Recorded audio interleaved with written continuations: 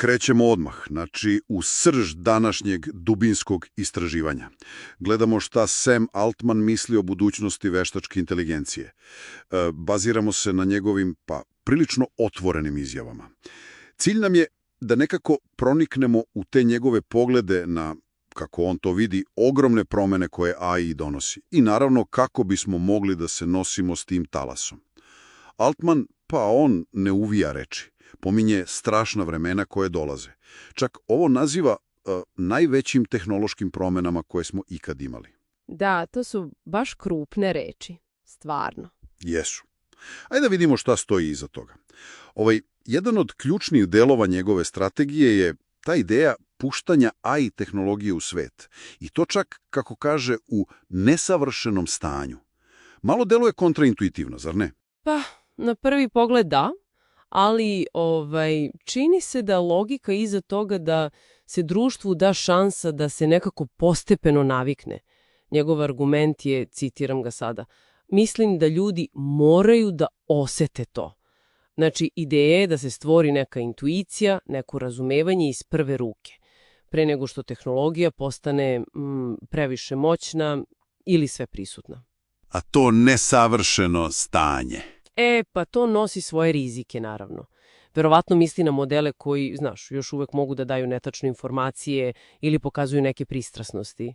Ili se čak koriste na načine koje nismo očekivali. Upravo. I to otvara jednom baš zanimljivu dilemu. S jedne strane, Altman naglašava koliko je važna transparentnost. Kaže, baš je zaista važno da budemo potpuno transparentni.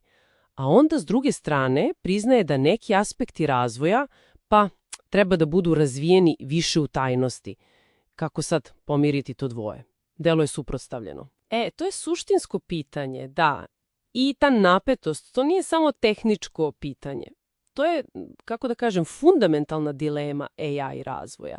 Znači, kako uskladiti tu potrebu za nekim demokratskim uvidom, kontrolom, sa brzinom razvoja i naravno sa potencijalnim opasnostima ako napredak ode van kontrole.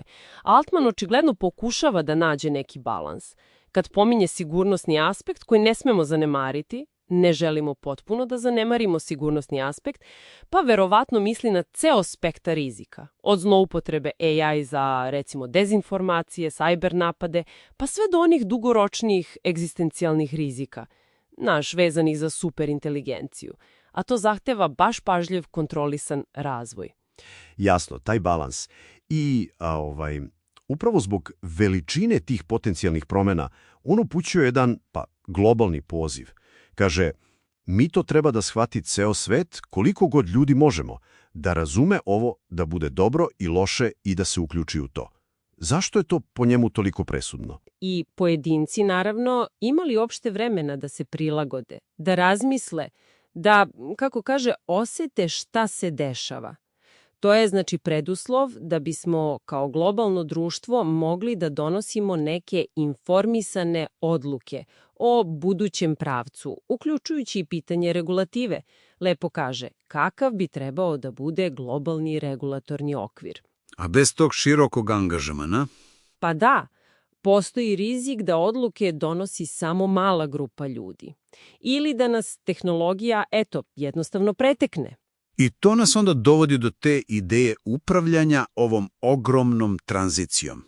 Zanimljivo, uprkos svim upozorenjima, Altman zvuči nekako optimistično. Kaže, veoma sam siguran da možemo da upravljamo tim ako to radimo zajedno. Čak veruje da će ishod biti, citiram, daleko više dobra nego lošeg. Da, postoji taj optimizam, ali on je uslovljen. Vrlo uslovljen, upravo tim zajedničkim naporom i spremnošću da se, suočimo sa izazovima direktno. Kao što kaže, svi mislimo da moramo da se suočimo s ovim. Znači, nema ignorisanja, nema guranja pod tepih.